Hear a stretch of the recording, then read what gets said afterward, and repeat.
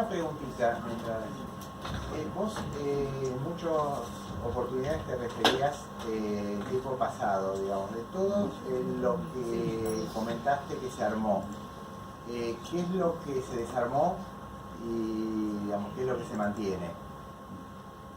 La ley está vigente, pero no se hace nada, no hay un avance, no hay una mirada clave sobre el desarrollo satelital. Se cortó, estaban firmados los contratos para la construcción de ARSAT 3, estaba armado todo el plan de negocio, era un plan de negocio ampliamente superador de los dos anteriores, y se decidió cortar con todo, así que el plan satelital desapareció. INVAP no tiene más contratos satélites geoestacionarios.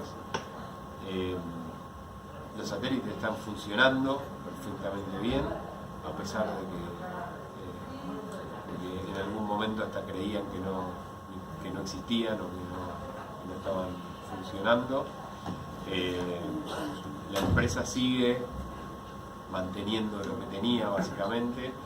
Eso para una empresa como ARSAT es una defunción a futuro asegurada, porque si vos no guardás, un satélite vive 15 años, para hacerla rápida, los primeros 5 años se usan para pagar la inversión, después tenés otros 5 años para juntar el dinero para hacer el siguiente satélite y después otros 5 de ganancia, digamos, ¿no? Te quedan esos 5 de changüí si no tenés mucha expectativa de ganancia, pero necesitas la facturación de esos satélites, usarla para construir el siguiente, porque si no, perdiste la posición orbital, perdiste el servicio y perdiste el negocio. Es una rueda que tiene que ser continua, y hoy se usaron los ingresos de los satélites para completar la red de fibra, que era lo único que de alguna manera le interesaba terminar al gobierno, y que indirectamente tuvo un beneficio, está teniendo un beneficio importante las telefónicas, el grupo Clarín. El data center, que estaba empezando a generar valor agregado para el Estado Nacional, se le dio a modernización, se le sacó toda la capacidad de valor agregado a ARSAT. ARSAT se quedó solo con una distribución mayorista de fibra óptica, y el data center se lo quedó a modernización. Y la red de televisión quedó, no se habla más del apagón analógico. Sí seguimos en su momento el servicio. Nosotros teníamos un 99,9% de servicio de las antenas, estábamos mirando continuamente que no se caiga la de televisión, y el número no lo dispongo más, pero empezamos a ver estaciones que dejaron de funcionar, que funcionaban algunos días sí, otros no. Básicamente es un lento, una muerte lenta, parece ser. Hicieron un intento de vender el proyecto de ARSAT 3 a una empresa, una cosa escandalosa, que quedó donde quedó, y veremos qué pasa más adelante, pero básicamente INVAP perdió toda la facturación de ARSAT. Ahora terminaron de construir se lanzó hace unas semanas el SAOCOM, creo que queda uno más. ¿Sabiamar? No, Sabiamar. ¿No SAOCOM? SAOCOM el segundo. ¿No hay un segundo? Sí, viene el siguiente, y después de eso prácticamente no queda nada. El trabajo en la industria nuclear de INVAP también está complicado, así que bueno, digamos, es toda una desfinanciación del sector tecnológico en el área nuclear y espacial. Y de radares ni hablar. Bueno, perdón, juntamos las preguntas al final, así Carlos puede presentar su parte. Sí, estaba corriendo.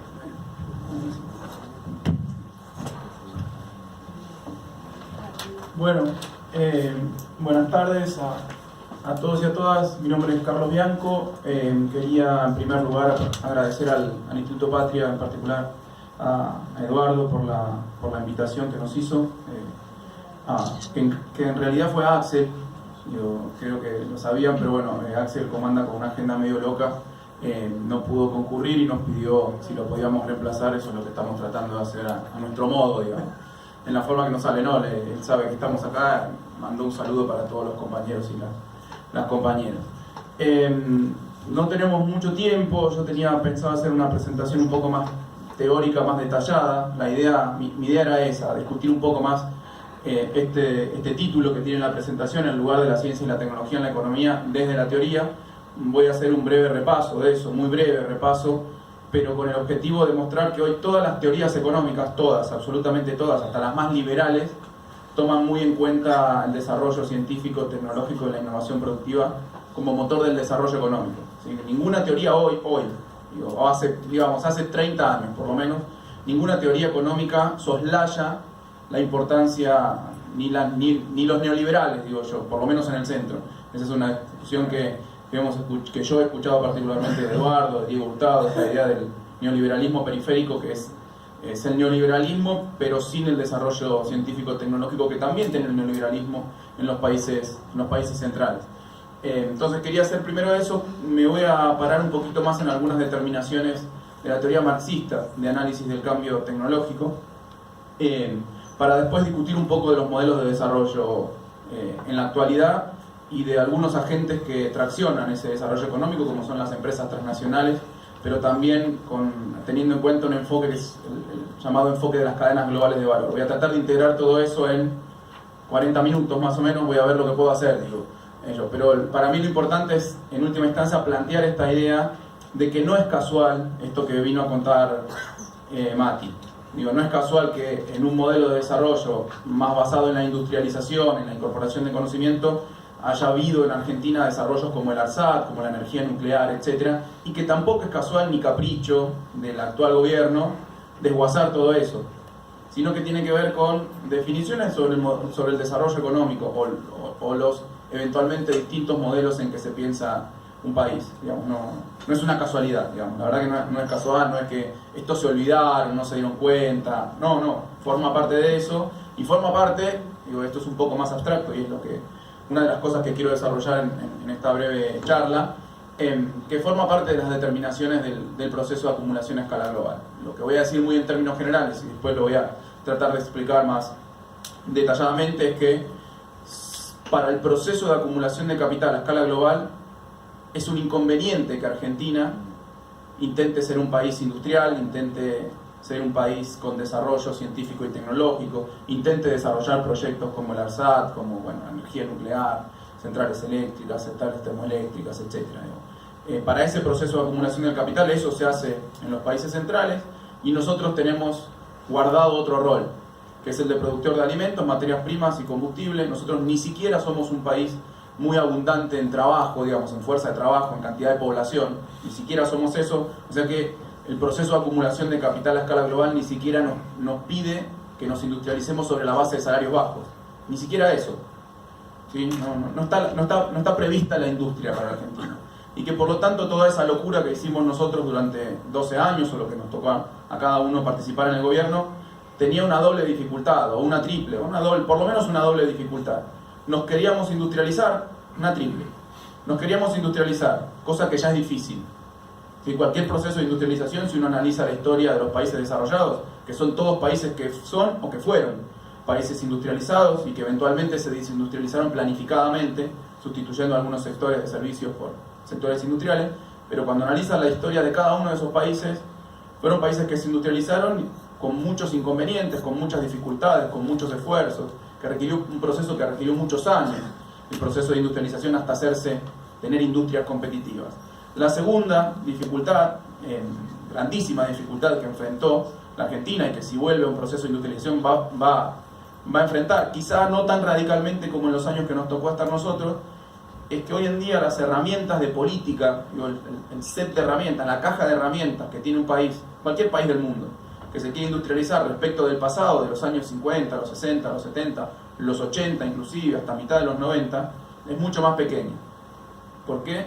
Porque hay acuerdos internacionales, hay convenios internacionales que firmaron los países, por ejemplo, la Organización Mundial del Comercio y sus múltiples acuerdos, que limitan muchísimo la posibilidad de aplicar políticas de desarrollo industrial, de protección comercial, de desarrollo científico-tecnológico. Son compromisos que asumieron los países. Yo doy un ejemplo muy sencillo que todos se acordarán. Cuando Estados Unidos, cuando la Unión Europea y cuando Japón, las tres de las principales potencias mundiales, nos hacen un juicio, ¿sí?, en la OMC porque nosotros protegíamos nuestra industria a través de las declaraciones juradas anticipadas de importación. ¿Sí? Eso no existía hace 30 años. Cualquier país podía proteger su industria sin ningún problema. Hoy, si vos haces eso, con determinadas medidas, como lo hacía Argentina, te acusan, te juzgan y te condenan. Es un problema. Digo que quizás no sea tan difícil en este contexto, en esta coyuntura particular, porque ahora lo hace Estados Unidos. ¿Sí? Y porque ya está como todo validado. Bueno, si lo hace Estados Unidos, bueno, lo hace todo el mundo. Yo digo que llegamos muy temprano a avanzar con nuestro proceso de proteccionismo, digamos, o de tratar de proteger determinados sectores de la industria para que se desarrollen. Y el tercer problema, y para mí el principal, y el que tenemos que analizar muy seriamente y cómo avanzar en ese marco, es esto que les decía. El proceso de acumulación del capital a escala global va en contra de ese proceso en Argentina. Digo, por eso, a mí me gusta, lo discutí con algunas personas que escribieron sobre China bastante, y el proceso de industrialización chino, que como varios libros que inclusive me tocó presentar, como que muestran que la virtud de China para su proceso de industrialización fue darle en la tecla con determinadas políticas públicas basadas en la industrialización. Como diciendo, y entonces, ¿cuál fue nuestro error? Que no le dimos en la tecla con las políticas adecuadas. Y yo digo que es al revés. Seguramente que en algunas políticas China le dio en la tecla, algunas otras fueron seguramente muy mal implementadas, deben haber tenido un montón de problemas, pero el proceso de acumulación de capital a escala global necesitaba que China se industrialice, por la magnitud de su mercado, por la disponibilidad de mano de obra en un primer momento, de mano de obra barata, por los procesos de escala, para incorporar la lógica del capital a un mercado ampliado, etc. Eso no pasa con Argentina. ¿Sí? No pasa con Argentina. Entonces es mucho más difícil industrializarse desde un país como Argentina respecto de países como China o de otros países del sudeste asiático de salario barato, en donde los capitales se mueven ahí justamente para buscar ese salario barato, y es lo que impulsa los procesos de industrialización en un segundo momento. Después sí que están las políticas de desarrollo de la ciencia y tecnología, el plan Antorcha de los años 80 en China, los planes nuevos de ciencia y tecnología que se implementaron en China. Pero el impulso inicial, fue un impulso de la necesidad del capital de avanzar sobre la escala global y sobre todo aprovechar esos continentes bastante vírgenes para el desarrollo industrial, cosa que Argentina no tiene. Porque nosotros como ventaja comparativa no tenemos salarios baratos y encima tenemos sí como ventaja comparativa buena disponibilidad de suelos fértiles, ciertas materias primas, algunos minerales, algunos combustibles, etcétera, etcétera. Lo que busca el capital de la Argentina es eso. Entonces hay que ir contra las determinaciones del proceso de acumulación de capital a escala global, cosa que es tremendamente difícil. O sea, un proceso de industrialización en Argentina es 1000 veces más difícil que en China. 1000 veces. Y así todo, la verdad que avanzamos bastante bien. Faltaron un montón de cosas, hubo problemas, como hay siempre problemas en cualquier política de implementación de política pública, de medidas de gobierno. Faltó tiempo, sobre todo, faltó tiempo de maduración. Ningún país en el mundo se industrializó en 12 años, la verdad. Más allá de los errores que puede haber habido, no. Ningún país lo hizo. 30 años, 40 años, 50 años, 100 años. Para industrializarse manteniendo la misma coherencia de política, con ajustes, con cambios, etcétera, pero manteniendo cierta coherencia en las políticas públicas. Acá pasamos de estos proyectos, como el ARSAT, de desarrollo muy rápido, al desguace. Y si volvemos vamos a tener que empezar de nuevo, pero de más atrás. Por suerte todavía es un periodo muy corto. Entonces las capacidades que se desarrollaron no desaparecieron, por lo menos en su conjunto. Lo que digo yo es que si se siguen aplicando políticas de desguace sobre el sistema científico, tecnológico, de innovación productiva argentino, cuanto más tiempo demoremos en querer recuperar esas capacidades, más van a desaparecer. Miren, fíjense hasta en el sencillo punto que me refiero. Me acuerdo que cuando se dio rápidamente el despegue de la industria argentina en 2004, 2005, 2006, empezaron a faltar en Argentina no ingenieros, no tecnólogos, no científicos. Empezaron a faltar gente que sepa hacer cuellos de camisas. Porque con la destrucción de la industria textil durante los años 90 se había perdido el oficio. No se producían más camisas en Argentina, parece que es un oficio particular, la confección de los cuellos. Faltaba gente que sepa hacer cuellos de camisa. Imagínense cómo se pierden las capacidades científicas y tecnológicas mucho más avanzadas que requiere cualquier proyecto de este tipo. Y además, digo, porque el tipo que se queda sin poder hacer cuellos de camisa se sigue quedando en el país y se busca otro laburo. El científico que pierde o el tecnólogo que pierde la posibilidad de trabajar en estos proyectos tiene otras posibilidades por el mundo y se va a vivir afuera. Y después, para convencerlo de que vuelva por segunda vez al país, o por tercera en algunos casos, al país, va a ser cada vez más difícil. Entonces digo, cuanto más breve sea el proceso de desguace de este tipo de capacidades científicas y tecnológicas neoliberal periférico, mejor para nosotros. Lo que estoy diciendo es que estos tipos se tienen que ir rápido. No lo quería poner en esos términos.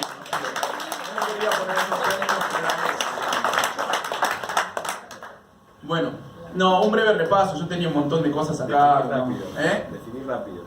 No, viste que nosotros, los que nos formamos con Axel, tenemos un problema con la velocidad. Rápido. Sí. Que se tienen que ir rápido. Rápido es del año que viene. Bueno. Digo, no, algunos repasos, sin mucho las filminas, etcétera, porque había mucha información y no voy a alcanzar.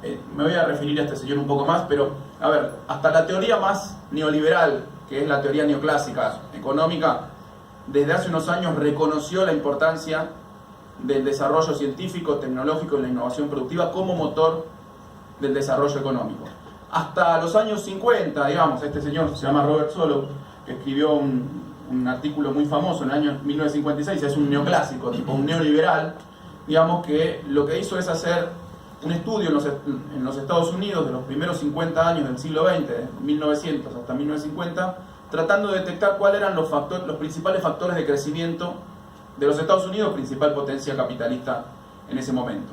Con un modelo que decía, el modelo trataba de explicar el crecimiento económico de los Estados Unidos sobre la siguiente base, sobre la siguiente hipótesis. El crecimiento económico de los Estados Unidos tiene que ver con el aumento de la población, vamos a decirlo en términos más económicos, con la dotación del factor trabajo, ¿sí? con el aumento de la población y la disponibilidad de horas de trabajo en los Estados Unidos, con la acumulación de capital. Esas eran sus dos principales hipótesis, que cuanto más fuerza de trabajo haya y cuanto más capital esté acumulado, más crecimiento económico había. Y después el modelo, lo que no explicaba esos dos factores, él lo llamó, esto es un residuo, ¿sí? Es un residuo. Su hipótesis es que la mayor parte del crecimiento económico de los Estados Unidos iba a estar explicado por esos primeros dos factores, la acumulación del factor trabajo y la acumulación del factor capital. Y se llevó una sorpresa. De todo el proceso de crecimiento de los Estados Unidos, 1/8 era explicado por el aumento del trabajo y el aumento del capital acumulado. Y 7/8 por el residuo. Menudo residuo le quedó en su explicación. Entonces lo llamó al residuo como progreso tecnológico, pero sin saber bien qué era eso, ¿sí? Esa fue una primera evidencia que tuvieron las teorías más neoliberales, inclusive las teorías más neoclásicas, como se las suelen llamar, de que la tecnología era algo importante. No es una novedad para nadie, que la tecnología ya no era una novedad para nadie, pero para estos muchachos, digo, sí fue una novedad, fue una sorpresa, porque ellos pensaban que la acumulación de factores de producción era lo que permitía el crecimiento en el largo plazo y se dieron cuenta que había algo más, que era el desarrollo científico y tecnológico. Ellos lo llamaron progreso técnico. Ya antes de todo esto, después hubieron otras teorías neoclásicas que fueron incorporando, endogeneizando el cambio tecnológico como algo propio del crecimiento económico, pero ya había un señor de barba, ¿sí?, que ya había visto esto y que ya lo había teorizado, y lo había teorizado en detalle, y me voy a detener bastante en lo que decía este señor de barba, porque es lo que a mí me permite después discutir los modelos de desarrollo en tanto favorecidos o desfavorecidos por el proceso de acumulación de capital a escala global. Este señor llamado Carlos Marx ya había definido que uno de los principales vectores del crecimiento económico, del desarrollo capitalista, era el cambio tecnológico, ¿sí? Y veía el cambio tecnológico como uno de esos como el principal vector, en muchos casos, del desarrollo tecnológico. Y lo voy a poner en términos más teóricos para que después entendamos nuestro rol en el marco del sistema capitalista actual. Digo, pero esto es algo que ya son desarrollos a partir de las categorías propias del marxismo que ya había visto Carlos Marx. Primera cuestión, algunas explicaciones más generales del funcionamiento del capitalismo. No voy a decir ninguna novedad, voy a ordenar algunas ideas nada más.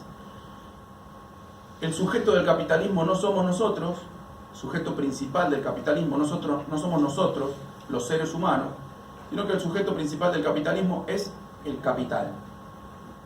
¿Sí? Y el objeto del capitalismo y de su sujeto, el capital, no es que nosotros vivamos bien, vivamos mejor, tengamos buen salario, tengamos un auto, tengamos una casa, sino que es la acumulación del capital. El objetivo del sistema capitalista es que el capital se incremente, la autovalorización del capital. Si no entendemos eso, no entendemos la política, que va muchas veces y que tiene que ir muchas veces en contra del objetivo del capital. La política va en contra de a veces, ¿no? A veces, ahora no en Argentina, pero a veces sí. Es el rol de la política, para mí. El rol de la política entendida como la mejor forma de transformar las condiciones de vida del pueblo. Y la política muchas veces, por lo menos en este caso, en Argentina, hoy, tiene que ir en contra de lo que busca el capital en el mundo, del proceso de acumulación de capital a escala global. ¿Qué decía Marx? El capital busca maximizar sus ganancias o autovalorizarse en el mundo, porque además el capital es un sistema que se define a escala global, no es que es un sistema que puede vivir en un país en un contexto de relaciones feudales o de relaciones esclavistas. No, el capital es un sistema que avanzó y cooptó globalmente. Nosotros somos una parte periférica de ese proceso a escala global. ¿Qué dice Marx en términos más generales, más abstractos? El capital busca maximizar sus ganancias de dos formas. En principio, las formas más generales. La obtención de la ganancia de manera absoluta o de la plusvalía, en la categoría marxista, de manera absoluta y de manera relativa. ¿Cómo son las formas particulares de maximizar las ganancias en su manera absoluta, de obtener plusvalía absoluta? Muy sencillo. Estirar la jornada de trabajo del trabajador, pagándole el mismo salario. Entonces el capital se queda, el capitalista, corporizado, el capital corporizado, digamos, se queda con una mayor parte del valor que produjo el trabajador durante la jornada de trabajo. En el caso de no poder estirarse esa jornada de trabajo, que en general al capitalista le interesa, no le gusta que se achique la jornada de trabajo, preferiría tener una jornada de trabajo más larga, en general digo, excepciones siempre hay, pero en general. Si no se puede estirar la jornada de trabajo, hacerla más intensa, es decir, que en esas 8 horas, supongamos, el trabajador esté produciendo y produciendo y produciendo con un cada vez mayor ritmo, ¿sí? O sea, es otra de las formas de obtener mayor plusvalía del trabajador. Y la tercera, es más sencilla a veces, bajarle el salario. Que esté las 8 horas, que trabaja al mismo ritmo, pero le bajo el salario. Al capital le gustaría poder poner en práctica las tres juntas, o sea, tirarle... Sí, claro, digo, pero esa es la razón de ser, y no lo estoy juzgando, estoy entrando en la lógica del capital, nada más. Está bien, si el objetivo del capital es maximizar la ganancia, lo mejor que le puede pasar es estirar la jornada de trabajo, hacerla más intensa y pagarle menos al trabajador. Digo, y no estoy jugando, no estoy diciendo que los empresarios son malos, ni son buenos, ni son nada. Tengo un montón de empresarios amigos que son re buenos tipos, que son nacionales y populares, que son peronistas, que quieren que mejoren los salarios. Estoy hablando del proceso de acumulación de capital a escala global en abstracto. Ahora, esas tres formas absolutas tienen problemas o tienen límites casi naturales. Yo no puedo estirar ad eternum la jornada laboral, tengo un límite, 24 horas, pero también hay leyes laborales que la regulan, pero no puedo ir más de 24. Tengo leyes laborales que la regulan, que la achican a 8, que en algunos países a 6, determinadas cantidades de horas semanales. Eso es un límite que encuentra el capital para el proceso de extracción de plusvalía absoluta. El trabajo lo puedo, con determinada tecnología o determinado mejor control de los trabajadores, lo puedo hacer más intenso, pero no infinitamente más intenso, porque el tipo se me va a morir durante la jornada de trabajo. ¿Vieron estas cosas que salieron hace poco en los diarios? Bueno, que le ponen pañales de adultos a los cajeros para que no pierdan el tiempo. Bueno, esas cosas son formas de intensificar. No estoy hablando de abstracciones, parecen abstracciones, son cosas muy concretas que hace el capital todo el tiempo. Si no lo juzgás tampoco lo juzgo, digamos, están cumpliendo su rol. El problema es el Estado que los tiene, el Estado los tiene que regular. El tipo que quiera hacer, que haga lo que quiera o que intente hacer lo que quiera. El problema es que el Estado tiene que decir, no, negro, pañales no. Digo, bueno, ¿qué es eso? No, claro. Y el otro problema es que el salario no lo pueden bajar a cero porque nadie te va a laburar. A partir de determinado nivel salarial nadie se iría a laburar. Se ponen a hacer otra cosa o no. Si el salario es cero nadie se mueve. Puede devaluarse. Bueno, una de las formas particulares de bajar el salario es devaluar la moneda. Y que haya inflación y se licúen los salarios nominales. Bueno, esa es una de las bueno, esas son las expresiones que encuentra el capital para mejorar la tasa de ganancia. Bueno, es así. Pero tiene límites todo el tiempo, ¿sí? Tiene límites políticos, tiene límites físicos, tiene límites naturales todo ese proceso. Entonces lo que hace el capital en el marco del proceso de competencia capitalista muchas veces es tratar, o por lo menos, primero veámoslo desde el punto de vista de la conciencia del capitalista, ahora sí poniéndonos en la cabeza de un capitalista, y después veamos el resultado del proceso general. Los capitalistas todo el tiempo compiten con otros capitalistas por su mercado, por el dinero que básicamente más allá de por su mercado, más directamente o menos directamente o más indirectamente, como quieran llamarlo, todo el tiempo los capitalistas compiten con el dinero que usted tiene en el bolsillo. Y no es que el de Coca-Cola compite con Pepsi, el de Coca-Cola compite con Ford también. A ver en dónde vos ponés la guita. Con el de la computadora, el que produce agua, compite con el del MAU. Más directamente o más indirectamente están compitiendo por el dinero que tiene la gente en el bolsillo para comprar, ¿sí? Por quedarse con una mayor porción del mercado. Para eso tienen que ser más competitivos que el resto, tienen que tener productos más atractivos, tienen que ser más eficientes. Para eso, quizás no tanto en Argentina, pero sí más en los países centrales, todo el tiempo están haciendo cambio tecnológico, ¿sí? Están haciendo cambio técnico, están desarrollando procesos más eficientes de producción, están desarrollando nueva maquinaria más eficiente, están lanzando productos más novedosos, más atractivos al mercado porque se quieren quedar con el mercado para maximizar las ganancias. ¿Se entiende el punto? Entonces, desde el punto de vista de la conciencia de cada uno de los capitalistas, todo el tiempo están compitiendo entre ellos para ser más eficiente y quedarse con el mercado, ¿sí? Y eso lo hacen a través del cambio técnico, que no tiene límite, a diferencia de la extensión de la jornada laboral, la intensificación de la jornada laboral o la caída del salario. La posibilidad de hacer la producción más eficiente no tiene límite. El límite es la capacidad de creación, de creatividad del ser humano, ¿sí? De encontrar nuevas formas, nuevos procesos para ser más eficiente, nuevas maquinarias, lanzar nuevos productos al mercado, etc. Lo que sucede cuando eso se extiende, porque lo hacen todos los capitalistas todo el tiempo, en todo el mundo, cuando uno mira ese proceso general, lo que sucede, o el resultado de eso, es que al hacerse cada vez más eficientes los procesos, el valor de los productos, ¿sí? Síganme con esto, el valor de los productos que consumimos se va achicando, al menos en términos de... No piensen en el precio, piensen, porque los precios hay inflación, precios nominales, piensen en la cantidad de trabajo incorporado que tienen los productos. Es cada vez menor, porque los procesos son cada vez más eficientes. En última instancia, el valor de los productos en el largo plazo, de los que consumimos, tiende a reducirse. Quiere decir que se hacen cada vez de manera más eficiente. Y cuando se reduce el valor de los productos, lo que termina sucediendo es que yo le puedo pagar menos al trabajador para que consiga los bienes que necesita para reproducirse él, su familia y su clase. ¿Me siguen? Es decir, que es una forma de obtener ganancia de manera sistémica, de manera relativa. No es que yo necesito bajarle el salario al tipo para ganar más plata, sino que el mismo proceso de competencia capitalista basada en el cambio tecnológico lleva a que lo que le pago al trabajador cada vez vale menos, porque lo que necesita el trabajador para poder comprar las cosas necesarias para reproducirse, él y su familia, pero no me estoy refiriendo a la comida y a la ropa, me estoy refiriendo a todo lo que consumen los trabajadores en el mundo, con las distintas especificidades con las que consumen los trabajadores en el mundo. En la China o en Sri Lanka será un pote de arroz, en Francia el tipo quiere ir al cine, quiere tener internet, o acá, digamos, etc. Digo, acá cada vez menos queremos ir al cine, pero acá. Pero bueno, pero se entiende el punto. Entonces, el cambio tecnológico lleva a que de manera relativa los capitalistas vayan mejorando su ganancia. Ahora, yo dije, eso es ilimitado, pero es costoso. Sí, y cada vez más costoso.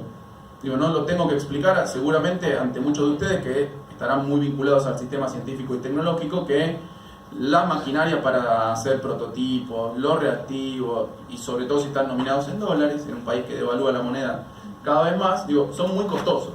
Y sobre todo para países como el nuestro, son muy, muy costosos. Entonces, una de las formas de mejorar las ganancias tiene límites físicos. naturales, regulatorios, legales, etc. La otra es muy cara. ¿Qué hace el capital entonces para tratar de soslayar esos límites que tiene económicos por un lado y físicos, legales por el otro? Busca atajos todo el tiempo para evitar le encantaría explotar más a la fuerza de trabajo de manera absoluta. Lo otro lo sigue haciendo, pero es cada vez más costoso, entonces busca determinados atajos. El capital a escala global. ¿Cuáles son los atajos que busca? Bueno, si no le puedo bajar los salarios a mis trabajadores en los Estados Unidos porque no me permiten las leyes, o en Francia, o en Alemania, o en Argentina, me voy a buscar trabajadores más baratos a otro lado del mundo. ¿Sí? Cosa que antes era más difícil hacer, antes digo hace 30 o 40 años, porque no existían probablemente las tecnologías necesarias como para poder coordinar ese proceso de producción a escala global en tiempo real. El desarrollo de las tecnologías de la información y la comunicación hizo posible que algunas partes de los procesos productivos se sigan haciendo en los Estados Unidos, otras en Argentina, otras en Francia, pero las partes intensivas en trabajo se hagan en aquellos países con fuerza de trabajo muy barata y de manera coordinada, pensando al mundo como un solo lugar de producción. Ya no que el auto se hace todo en Estados Unidos o todo en Argentina, sino que en Estados Unidos se hace el motor, pero se termina, o el iPhone, que después tengo algún ejemplo, se diseña en Estados Unidos, se compran las partes en distintos lugares del mundo, pero se ensambla en China. ¿Por qué? Porque el proceso de ensamblaje es intensivo en mano de obra y la ventaja comparativa ahí es la mano de obra barata. ¿Se entiende el punto? Entonces, ese es uno de los principales atajos que encuentra el capital para maximizar la ganancia, operando ahora en una escala global con estas tecnologías que se lo permiten hacer de manera eficiente. A escala global, cosa que antes no podían hacerlo. No es que se dieron cuenta ahora, no, ahora la tecnología les permite hacer esos procesos de construcción de cadenas globales de valor, como se suele definir el enfoque. En los otros atajos que encuentra el capital, para que los productos que consumen los trabajadores sean más baratos y por lo tanto se incremente su tasa de ganancia, porque ahora le pueden pagar menos en términos reales, porque los productos que compran los trabajadores son más baratos, es ir buscando por el mundo alimentos más baratos, materias primas más baratos, combustibles más baratos, minerales más baratos. ¿Sí? De esa forma bajo los costos de producción a escala global y incremento las ganancias a escala global. ¿Me siguen? Entonces tenemos cuatro formas generales de maximizar la ganancia. La plusvalía absoluta, que dije al principio, que tenía sus límites. La plusvalía relativa, basada en el cambio tecnológico, que se hace obviamente, pero que es muy costosa. Y estos dos atajos, que son buscar trabajadores baratos por el mundo y instalar ahí capacidad productiva en ciertos procesos de ensamblado, en general, que después pueden escalar, pueden mejorar, pero en principio son de ensamblaje. Y buscar por todo el mundo alimentos y materias primas muy baratos. Eso ya lo presentó Marx, lo discutió Marx, inclusive antes de que existiera la producción internacional. Digo, el tipo ya la estaba viendo y estaba señalando estas cuestiones, cómo a través del comercio internacional se podían bajar, reducir los elementos del capital constante, los elementos del capital variable, digamos. Hoy en día uno lo puede pensar en otros términos porque eso es algo que ocurre a escala ampliada. Yo iba a referirme a otras tantas teorías, no lo voy a hacer porque voy a usar básicamente esta, schumpeterianas, etcétera.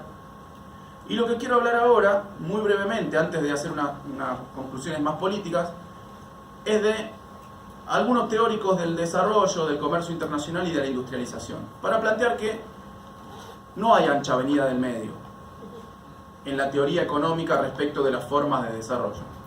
Hay dos formas de desarrollo. Podrán haber algunos matices, etcétera, etcétera, pero hay dos formas de pensar el desarrollo de las naciones. La forma liberal y la forma industrialista, mercantilista, proteccionista, desarrollista, estructuralista, como quieran llamarlo. Pero es la forma liberal y la forma de industrialización o de desarrollo de nuevos sectores productivos. Fíjense, voy a referirme a este señor, Thomas Moore, uno de los mercantilistas ingleses, que escribe en el 1664. ¿Sí? Ustedes pensarán que Inglaterra, por lo menos la historia oficial, digamos, del desarrollo, dice que Inglaterra se desarrolló sobre la base del libre comercio. La historia oficial dice eso. Mentira. Fíjense lo que decía este señor, que fue muy influyente en Inglaterra, porque estos no eran teóricos en abstracto, no había teoría económica en esa época, eran tipos comerciantes, industriales, muy influyentes sobre la realeza. Miren las cosas que decía este señor en 1664. Aunque un reino puede ser enriquecido por presentes recibidos o por rentas tomadas de algunas otras naciones, sin embargo esto es incierto y de pequeña importancia cuando ocurre. Los medios ordinarios, por tanto, para aumentar nuestra riqueza y tesoro, son por el comercio exterior, por lo que debemos siempre observar esta regla: vender más anualmente a los extranjeros en valor de lo que consumimos de ellos.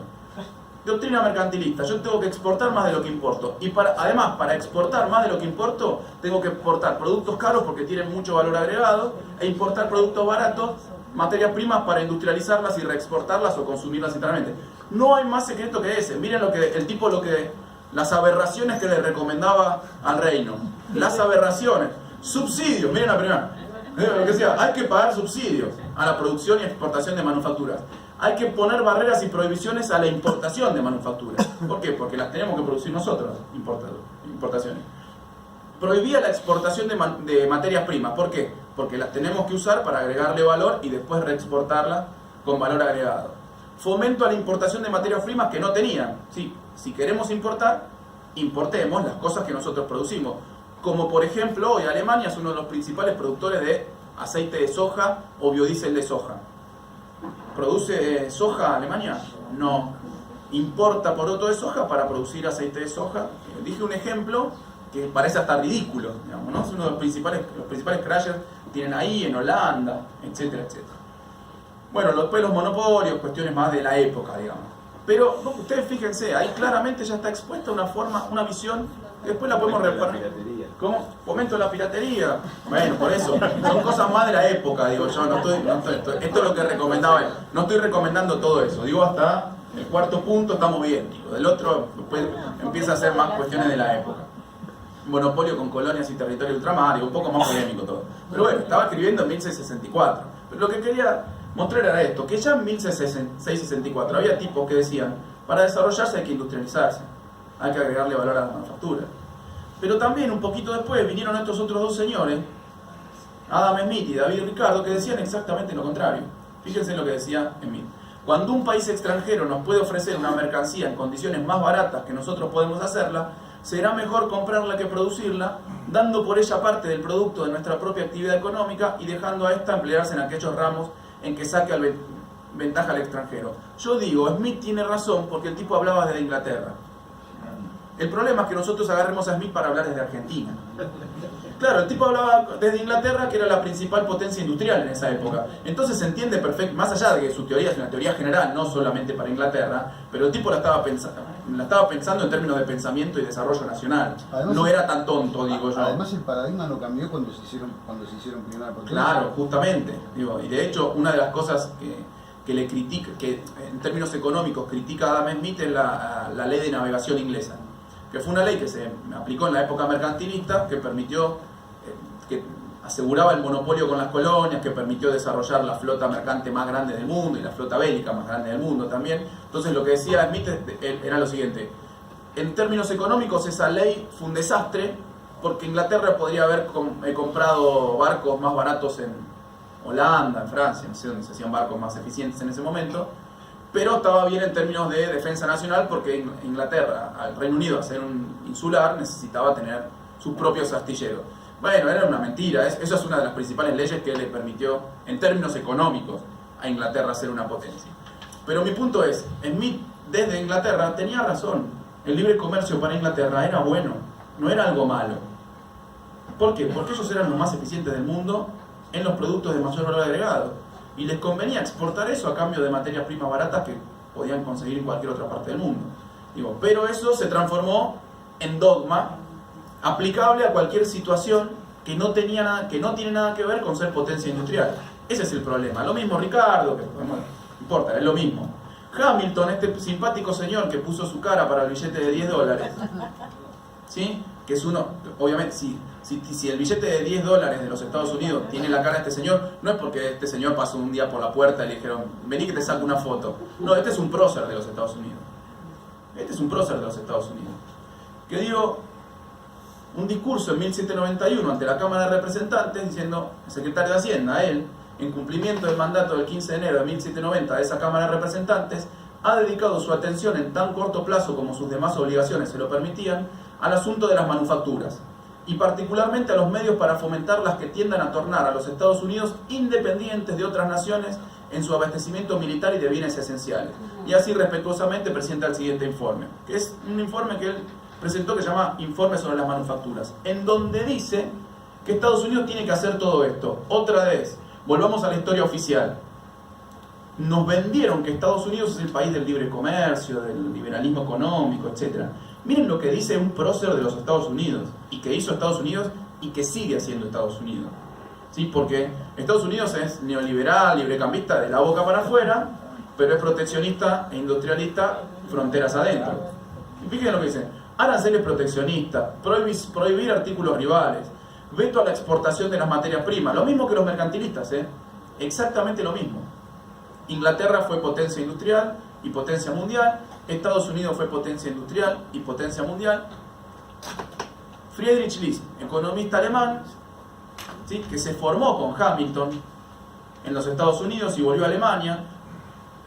Las causas de la riqueza son algo completamente distinto de la riqueza misma. Un individuo puede poseer riquezas, esto es, valores en cambio, y no poseer las energías necesarias para crear más objetos útiles. En este caso consume y se empobrece. Un individuo puede ser pobre pero se enriquece en cambio si posee la energía bastante para crear una suma de objetos útiles superior a la consumida por él. La aptitud de crear riqueza es en consecuencia mucho más importante que la riqueza misma. Esto es decir que no importa si yo soy pobre, lo que yo tengo que lograr es desarrollar, lo voy a poner en términos más actuales y de lo que estamos discutiendo acá, desarrollar mis capacidades productivas, tecnológicas, para crear riqueza en el futuro, y esa es la forma que me voy a enriquecer. Este es uno de los tipos que creó la Unión Aduanera Alemana, que fue el antecedente inmediato de lo que después fue el Estado-Nación Alemania, de modo de unificar un mercado más grande e industrializarlo con una protección muy fuerte respecto de los bienes industriales que en ese momento venían de Alemania. Bueno, lo que digo es, ¿cuál fue el otro país que se desarrolló en el siglo XIX industrialmente y llegó a ser una potencia industrial del mundo? Y lo sigue siendo. Alemania, con políticas de industrialización, no con políticas de libre cambio. Y podría seguir un rato largo dando el ejemplo de Japón, dando el ejemplo de Corea del Sur, dando el ejemplo de hoy China, de Vietnam, etcétera, etcétera, etcétera, diciendo que todos los países que se desarrollaron y todos los países en donde hoy se vive mejor, que tienen mejores condiciones de vida para su población, fueron y son la mayoría países industriales. Algunos decidieron desindustrializarse, pero una vez que habían alcanzado el desarrollo industrial. Por ejemplo, Australia, que es tan ejemplo para este gobierno, por lo menos dicen que es ejemplo para este gobierno, pero Australia se desarrolló industrialmente y después, una vez que alcanzó determinado nivel, planificadamente durante 20 o 30 años decidió dejar de lado algunas industrias, como la industria del automóvil, pero planificadamente, y poniendo políticas para que esos trabajadores de la industria automotriz que se iba achicando se reconviertan hasta otros sectores más intensivos inclusive en conocimiento, como son servicios, distintos tipos de servicios de software, servicios ingenieriles, servicios de prospección minera. Es uno de los principales exportadores de ese tipo de servicios, de ingeniería en minería. Australia creo que exporta algo así como 15.000 millones de dólares en servicios de ingeniería para el sector minero, etcétera, etcétera. El punto es, y a lo que quería ir, porque nos queda muy poco tiempo si vamos a dejar para la discusión, que la única disyuntiva entre modelos de desarrollo es: o soy neoliberal o liberal en general y me desarrollo sobre la base de las ventajas comparativas, ¿sí?, que eso va en el mismo sentido que el proceso de acumulación del capital a escala global en el caso de Argentina, es decir, nadie te va a sancionar por hacerlo. El proceso de las transnacionales van a querer hacer eso, que vos te dediques a eso. En los foros internacionales no te van a señalar con el dedo, te van a decir: Argentina está haciendo bien las cosas. Si vos te especializás en producir combustible, materias primas y soja, ¿sí?, nadie te va a poner ningún problema, ninguna sanción, etc. Con la semilla de ellos. Con la semilla de ellos. Con la semilla de ellos, inclusive. Sí. ¿Cuál es el problema de ese modelo? Que no entran todos, que pueden vivir 20 millones de personas razonablemente con ese modelo. En el caso de Argentina, otros países que lo discutan otros países, yo discuto Argentina, ¿sí? 20 millones de personas. Y el otro modelo es industrializarte, desarrollar nuevos sectores o sectores de servicios sofisticados para los cuales tenés que ser industrial para poder desarrollar esos servicios. Porque a mí me vienen con, no, bueno, pero con agro y un poco de servicios, y yo contesto, ¿con qué servicios? No, servicios de alto conocimiento. Bueno, andá a fijarte en la historia, lo que pasó, hay unas estadísticas muy claras de la Organización de las Naciones Unidas para el Desarrollo Industrial que muestran que los países que se especializaron en servicios de alto conocimiento son países industriales porque tienen la demanda para desarrollar esos servicios de alto conocimiento. No es esta idea de que, no, un pibe en el garaje de la casa hace magia y saca productos para internet y todo el país se llena de plata. Eso es mentira. Eso es absoluta mentira. Los países que desarrollan este tipo de servicios ingenieriles, de software, etcétera, etcétera, servicios de alto conocimiento, son los que tienen una industria que tracciona eso. O sea, sí o sí te tenés que industrializar, para tener la industria y para tener los servicios de alto conocimiento. Lo bueno de eso, de ese tipo de modelo de desarrollo, es que genera mucho empleo, genera empleo calificado, genera empleo que paga buenos salarios, genera derrames tecnológicos por todo el entramado productivo. Lo malo y lo difícil es lo que dije al principio, que ese proyecto en Argentina va en contra de las necesidades del proceso de acumulación a escala global que quiere que nosotros produzcamos materias primas baratas, alimentos baratos y combustible barato para aumentar la tasa de ganancia del capital a escala global. Y por eso, cuando nosotros nos queríamos industrializar, nos señalaban por todos lados diciendo que éramos proteccionistas, que poníamos la de JAI, que damos subsidios, etcétera, etcétera. Es un problema, no digo que uno se saca pecho y no importa. Es un problema concreto y real de la geopolítica, de los foros internacionales, de las sanciones que después te terminan poniendo, etcétera, etcétera. Fíjense una cosa, hoy tenía varias cosas para mostrar, pero voy más para adelante. Cadenas globales de valor. Esta discusión de las cadenas globales de valor. Hay un autor, Baldwin, bastante liberal el señor, no importa, pero bastante bien diagnosticado. Lo que pasa es que dice que esta idea de las cadenas globales de valor, ¿qué es una cadena global de valor? Pero esperen que me salté alguna cosa. Yo la pongo en esos términos. Estas son distintos eslabones de producción y de distribución de los productos en los que uno puede pensar la producción de un bien industrial, por ejemplo. Desde el desarrollo del producto, investigación básica, investigación aplicada, desarrollo experimental y diseño del producto, la producción de partes críticas, producción de partes menores, ensamblaje, y después todo el proceso de distribución por los mercados y servicios postventa.